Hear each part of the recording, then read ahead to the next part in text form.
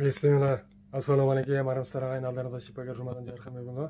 Алла тағала баршаңызға бүгінгі күннің берекетін берсін. Бүгін өздеріңізге таза табиғи шөп дәрілерден дайындалған бір рецептті таныстырғым келіп отыр. Бұл біз ем қабылдап жатқан науқастың шөп дәрілерге тапсырысты. Екінші курс ем қабылдап жатыр. Бұл кісі диагнозы жұмсақ тікан астындағы саркома ауруы. Қазақша айтқанда етті өспей ауруы, терінің астындағы етті өспей ауруы.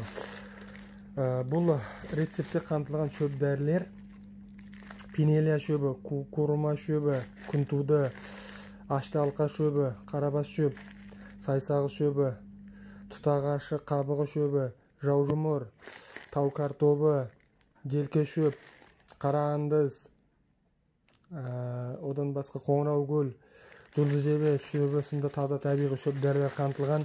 Бұл шөп дәрілердің қасиеті уытты қайтарып, ыстықты басу, адам ағзасындағы зат алмасуды күшейту, ұйығанды ерітіп, белғанды тарату. Сол нәтижеде адам ағзасындағы иммунитеттік жүйенің қалыпты жұмыс жасауын алға ілгерілетіп, рак жұтқыш клеткалардың жұмысын күшейтіп, рак клеткаларын жұту арқылы жаңағы қатерлі өспенің немесе саркоманың өсуін тежеу, оларды ыдырату, қанды тазарту нәтижесінде сол аурудың жақсы бір бағытқа қарай бет алуын алға ілгерілетеді. Сол арқылы шипа болады Құдай қаласа.